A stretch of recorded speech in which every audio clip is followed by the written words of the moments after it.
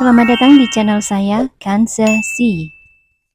Jadi undang-undang ini memberikan batas waktu hingga 2024 untuk menyelesaikan tenaga non ASN. Jadi setelah 2024 tidak boleh lagi ada istilah pegawai non ASN, tidak boleh lagi ada rekrutmen di luar PNS dan P3K.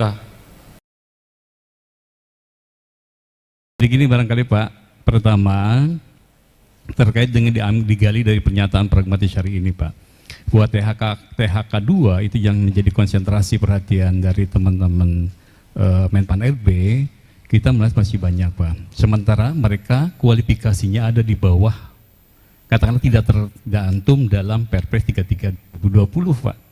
Lalu sebab ini bagaimana solusi atas hal itu, di mana teman-teman kami itu dengan kualifikasi yang tidak sarjana tetapi mereka adalah SLTA. Nah, bagaimana mengakomodir kondisi seperti itu sementara kita mampu membawa sebagaimana taparan Bapak, itu konteksnya 2024 adalah merupakan kulminasi dari penyelesaian katakanlah TKH ataupun honorer yang ada di daerah atau non ASN yang di daerah. Itu barangkali Pak yang perlu kami sampaikan pada kesempatan ini. Kemudian tadi menyitir Pak apa yang disampaikan terakhir terkait dengan munculnya Perpres 53, di mana betul Pak kondisi terutama dari sisi politisi, tentu Dewan itu mereka ingin dengan formasi frekuensi yang sama dengan tahun hari ini Pak. Nah sementara kami sulit Pak bagaimana menangkal kami di daerah Pak. Nah oleh sebab itu mohon juga ada semacam satu kendali Pak, di mana kami bisa mengendalikan atas dasar ketentuan normatif dari pusat. Bukan kami yang bincangan dari mereka, karena politisi kan seperti gitu Pak. Saya kira mungkin itu yang saya mohonkan Bapak paham apa yang saya sampaikan. Terima kasih Pak. Assalamualaikum warahmatullahi wabarakatuh. Dari mana Bapak? Saya dari Garut Pak. Oh, saya dari Garut Pak. Jawa Barat. Terima kasih. Oke, berikutnya izin. Ya. Sebentar Pak ya, habis ini bentar Pak ya.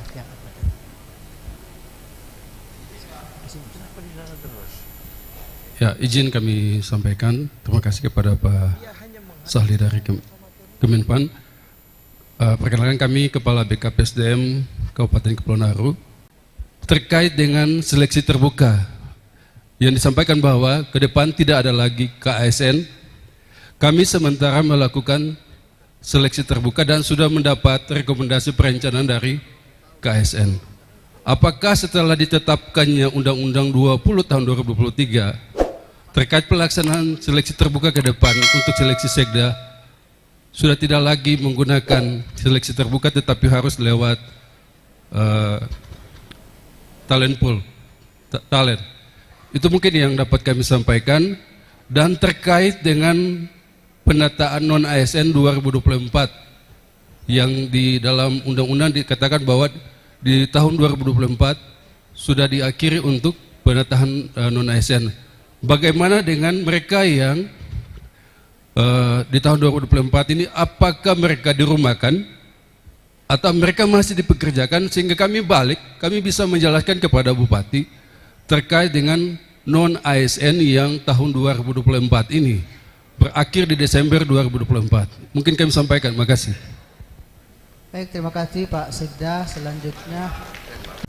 Baik, terima kasih. Nama saya Toloni Waruwu dari BKD Nias Utara, Provinsi Sumatera Utara. Mengenai sistem merit yang dikelola oleh KSN selama ini.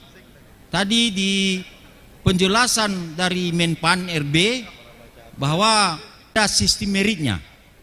Ini siapa yang nanti yang menilai ini selanjutnya? Apakah di Menpan RB, Kemenpan RB, atau BKN? Ini harus jelas. Kemudian bagaimana perpanjangan P3K ini selanjutnya? Ya, karena ini diserahkan ke daerah. Bagaimana juga pola karirnya mereka? Karena sampai saat ini kalau kita tanya ke Kemenpan juga, apalagi kalau BKN, ini diserahkan ke PPK, Pejabat Pembina Kepegawaian, termasuk perpindahan P3K Ibu, dari guru juga dari kesehatan. Sampai sekarang belum jelas. Ya, nah, izin. Oh iya Pak, Ya. silakan Pak, terakhir Pak waktu. Assalamualaikum warahmatullahi wabarakatuh. Dan selamat siang, Om Swastiastu, Namo Buddhaya, salam kebajikan. Nama saya Saprudin dari Provinsi Sulawesi Tenggara, Kabupaten Konawe Utara. Terkait dari isi regulasi yang lahir, di mana dalam pasal 66 itu telah dibunyikan bahwa setiap daerah melakukan pengangkatan, tapi tidak ditindaklanjuti dari penjabaran yang selanjutnya bahwa diangkat sebagai tenaga apa.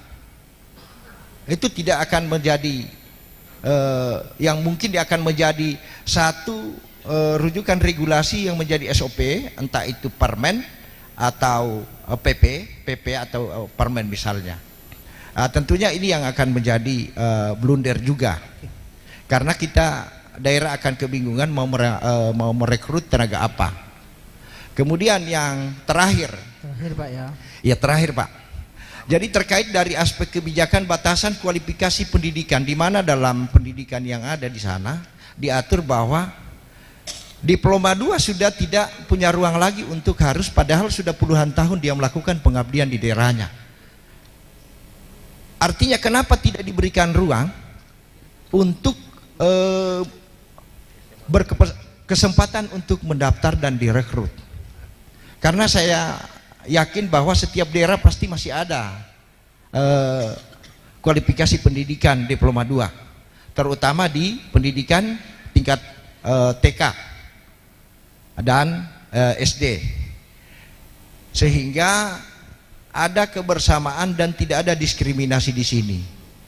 Maksudnya supaya kuota ini diberikan ruang untuk menjadi satu agenda daerah yang bisa untuk diberikan kesempatan, dan termasuk kesehatan juga dalam perumusan kebijakan dalam peraturan menteri. Oke. Cukup Pak ya. Ya cukup, lebih dan kurangnya mohon dimaafkan, dan akhirnya billahi taufiq wal hidayah. Wassalamualaikum warahmatullahi wabarakatuh. Waalaikumsalam warahmatullahi.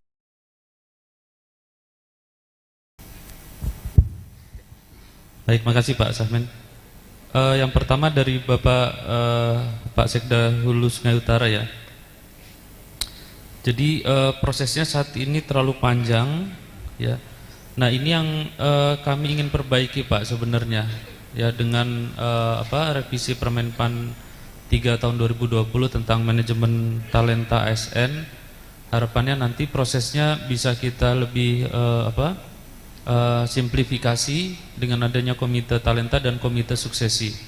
Tetap nanti pengawasan akan dilakukan ya, pasca nanti peleburan fungsi KSN ke Menpan dan BKN, nanti tetap akan ada pengawasan dari Menpan dan BKN. Mungkin untuk penilaian sistem merit kedepannya akan dilakukan oleh Menpan, disatukan dengan penilaian reformasi birokrasi, tapi untuk pengawasannya nanti mungkin insya Allah di BKN, di Deputi Wasdal. Itu kisi-kisi untuk pengaturan di Perpres. Mutasi JPT sudah ada SE-nya di bawah 2 tahun ya, SE 19 tahun 2023. Itu memang kemarin arahnya memang untuk semua jabatan ya. Tapi di saat yang bersamaan juga kami sedang menyusun Permenpan Manajemen Talenta ASN. Insya Allah nanti pengaturan untuk semua jabatannya di situ Bapak Ibu. Ya, untuk pengisian yang di bawah 2 tahun. Syaratnya tadi ya, ada talent pool, ada penilaian kinerja periodik. Jadi baik di SE 19 2023 maupun di Permenpan Manajemen Talenta yang baru, syarat untuk mutasi itu nanti tetap ada evaluasi kinerja periodik. Jadi dalam 1 tahun kita punya 4.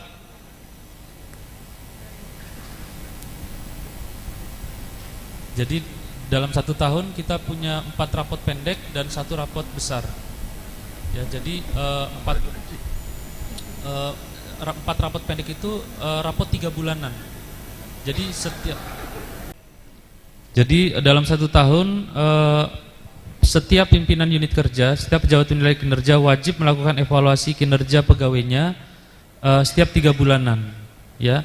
2 kali evaluasi kinerja periodik itu nanti bisa digunakan sebagai dasar untuk melakukan treatment terhadap pegawai.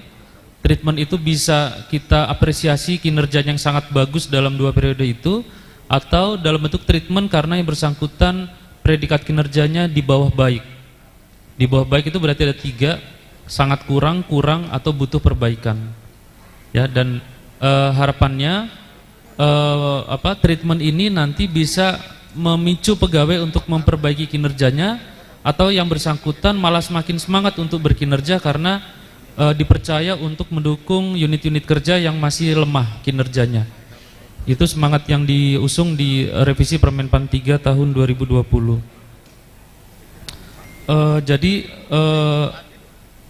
Mohon ditunggu Bapak Ibu Permenpan itu, karena saat ini sudah dalam proses sudah selesai harmonisasi, tinggal proses persetujuan Presiden. Kemudian dari Pak Sekda Garut, untuk THK 2 ada kualifikasi yang di bawah jabatan yang bisa diisi dari P3K. Memang kalau dari Undang-Undang 5 2014 hal ini tidak dimungkinkan, karena P3K itu hanya bisa mengisi jabatan fungsional atau jabatan pimpinan tinggi madya. Nah, dengan Undang-Undang 20 tahun 2023 maka P3K sudah bisa mengisi jabatan pelaksana. Seperti itu. Jadi jabatan pelaksana kan bisa dari di bawah S1 kalau nggak salah, atau D3 ya. Jadi bisa dimanfaatkan ruang itu. Tapi sekali lagi bahwa yang akan menentukan apakah yang bersangkutan itu P3K penuh waktu atau paruh waktu itu adalah kemampuan keuangan Bapak Ibu. Jadi nanti kita ada istilah, ada gaji, ada upah. Kalau gaji itu sesuai dengan range penghasilan yang baru, kalau upah itu berarti di bawah range penghasilan yang baru nanti. Kemudian Maluku Utara, apakah ada persentase anggaran untuk SDM? Ada Pak. Jadi sebenarnya bucket SDM itu ya dari 100% itu 5% nanti wajib untuk pengembangan, learning and development. 5% dari apa? Dari total basket anggaran SDM. Ya, misalnya Bapak anggarannya di kabupaten 1 triliun, berarti 300 miliarnya itu untuk anggaran SDM, ya 30%, 5% dari 300 miliar itu nanti masuk ke anggaran untuk pengembangannya, ya berarti sekitar 15 miliar ya Pak ya, sekitar itu. Kemudian untuk yang sedang proses seleksi terbuka, sekali lagi silahkan dilanjutkan karena kita menganut hukum positif. Sampai Perpres kelembagaan Menpan dan BKN direvisi, maka proses seleksi terbuka tetap melalui KSN. Kemudian di akhir 2024 ya. Jadi undang-undang ini memberikan batas waktu hingga 2024 untuk menyelesaikan tenaga non ASN. Jadi setelah 2024 tidak boleh lagi ada istilah pegawai non ASN, tidak boleh lagi ada rekrutmen di luar PNS dan P3K. Ya, itu karena sudah ada 2 pasal di undang-undang ini yang mengatur sanksi kepada pejabat pembina kepegawaian. Nah, bagaimana proses penyelesaiannya tadi ya, dengan membedakan mana mana tenaga non ASN yang akan disematkan status P3K paruh waktu, dan mereka nanti akan kita prioritaskan ya untuk diangkat sebagai P3K penuh waktu kalau anggarannya memungkinkan. Jadi sekali lagi ini kita menggunakan budget constraint yang ada di setiap instansi pemerintah. Kemudian dari BKD Nias Utara, P3K 60 tahun, pensiunnya PNS 58 tahun. Sebenarnya tidak juga Pak, karena usia pensiun P3K itu tergantung jabatan yang diduduki. Kalau P3K misalnya menduduki jabatan pimpinan tinggi madya, ya pensiunnya 60 tahun. Atau misalnya menduduki jabatan pimpinan tinggi pratama tertentu di instansi pusat tertentu, ya pensiunnya juga 60 tahun. Tapi kalau dia menduduki jabatan pelaksana, ya pensiunnya juga 58 sama seperti PNS. Jadi tidak beda Pak. Kemudian sistem merit nanti Menpan yang akan menilai. Nah, yang menarik ini talent mobility untuk P3K. Ya, talent mobility untuk P3K. Harapannya kita sama perlakuannya dengan PNS, tapi kita terkendala karena P3K itu by kontrak. Kontrak di mana? Di unit kerja spesifik, unit kerjanya di mana. Mungkin ini kalau masukan Bapak ini talent mobility-nya disamakan, nanti coba kami exercise di RPP-nya. Apakah memungkinkan P3K ini talent mobility-nya disamakan seperti talent mobility yang PNS. Kemudian dari Konawe Utara, pembebanan anggaran SDM yang baru akan membuat daerah kolaps. Rasanya tidak, Pak. Ya, yang terjadi adalah kemungkinan ada pegawai Bapak yang digaji di bawah salary range, di bawah rentang salary. Ya, ketika kita simulasikan pertama kali, untuk migrasi pertama kalinya bisa jadi ada yang di bawah rentang gaji yang baru. Nah, untuk itu setiap instansi daerah yang memiliki pegawai di bawah rentang gaji yang baru nanti harus memiliki roadmap. Ya, kapan yang bersangkutan bisa dimasukkan dalam rentang? Mitigasinya bagaimana? Ya, berarti harus ada penurunan. Kalau anggarannya nggak bisa nambah, PAD-nya nggak semakin besar atau top up dari pusat nggak bisa bertambah, maka pilihannya harus ada redistribusi pegawai di instansi itu. Ya, kita nanti akan punya bursa posisi ASN, mudah-mudahan akan terbuka. Konawe bisa lihat di Sultra yang masih butuh pegawai dengan jenjang apa, dengan formasi apa, itu nanti akan terbuka, Pak. Harapannya seperti itu. Sehingga pegawai di tempat Bapak bisa didorong untuk mutasi ke daerah yang anggarannya masih longgar. Karena kalau tidak, yang bersangkutan tidak akan bisa masuk di rentang gaji yang baru. Seperti itu, ya. Jadi itu untuk sistem basket anggaran. Kalau tidak, ya kita kembali dengan sistem yang sekarang. Ya, di mana gaji kita itu lebih kecil daripada insentif. Bapak Ibu sejahtera ketika jadi menjabat, ya, masih menjabat, tapi begitu pensiun langsung terjun bebas. Ini pilihan, ya, hidup ini pilihan. Mau kita sistemnya basket atau kita mau sistemnya centralized kayak sekarang. Nah, silakan kita diskusikan nanti dalam pembahasan RPP. Seperti itu, Pak Sahmen, kami kembalikan. Terima kasih. Pak Direktur ada sampaikan, silakan. Ya, sedikit aja sih, cuman tadi ada beberapa masukan. Ya, ini makasih masukannya dari Bapak dari Garut ya. Nanti ini kami coba diskusikan dengan teman-teman dari Kemdagri, dan juga sama nih tadi yang masukan bisa nggak ada semacam mandatory spending lagi untuk kepegawaian gitu ya misalkan. Ini masukannya kami tampung dulu ya Bapak berdua. Nah, yang sedikit juga menambahkan yang tadi Pak Asdep Pak Yudi sampaikan terkait daerah yang mungkin kolaps gitu ya istilah Bapak tadi. Sebetulnya ini yang memang masih dalam simulasi, Pak, masih dalam simulasi bagaimana dengan range yang baru ini, apakah 546 daerah ini bisa langsung melaksanakan semuanya, walaupun kemungkinan itu kecil. Sebetulnya kalau bisa 100% semua masuk di range salary yang ada itu sebetulnya kemungkinan kecil. Makanya sekali lagi nih memang kalau kita ngomongin manajemen ASN kan sebetulnya dua hal ya, nggak cuman gaji, tapi juga bagaimana sebetulnya pola yang kita bentuk nih. Ini yang memang lagi kita coba ubah nih. Jadi ada terobosan-terobosan baru dari teman-teman Menpan RB, dan sekali lagi ini masih berproses Bapak Ibu.